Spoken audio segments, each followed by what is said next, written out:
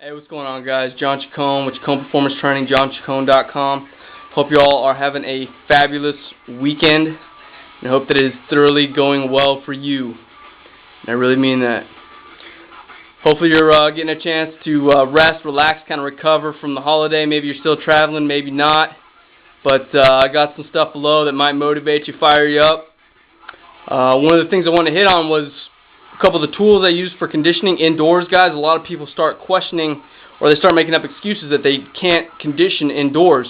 Well, maybe you don't have access to some of the tools that are definitely usable indoors. One, for instance, is something as simple as a jump rope. You can definitely get some cardio stuff in there, some intense anaerobic stuff, especially if you're doing double unders. You can do kettlebell swings. You can do dumbbell swings. A lot of people think you only need a kettlebell to do, or you can only use a kettlebell to do swings. Wrong. And another one I show you below are actually using bands. I use them for animal movements like a bear crawl, but you can also use them to do sprints. The distance that you guys will see down there is I only went about roughly 5 or 6 yards, but it was enough. Notice I also strapped on a weight vest.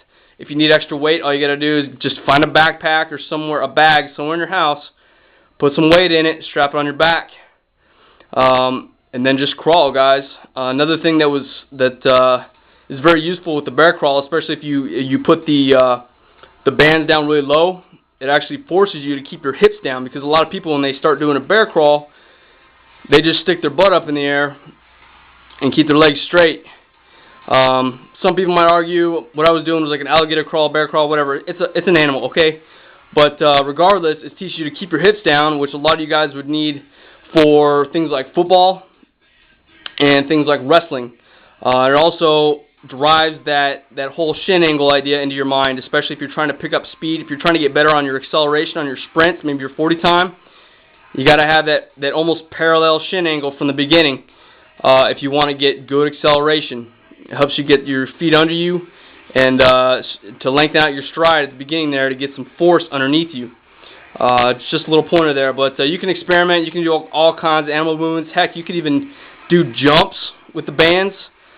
Excellent tools. I suggest you guys go out and buy at least one set, maybe 1 or 2 bands.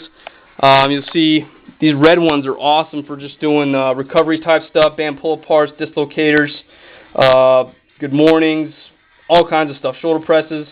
And then the orange ones are actually the ones that I use. That's just a little step up. And then if you get into some crazier stuff, you can start using these ones. These ones are really helpful if you're out in a field somewhere and you want to do sprinting drills with a partner. Great source of extra resistance, especially if you're trying to keep your hips low and you're trying not to accelerate too fast or stand up too fast, which people like me have a problem with when they're trying to accelerate. But it definitely helps you to keep your center of gravity low, especially if you're trying to decelerate as well.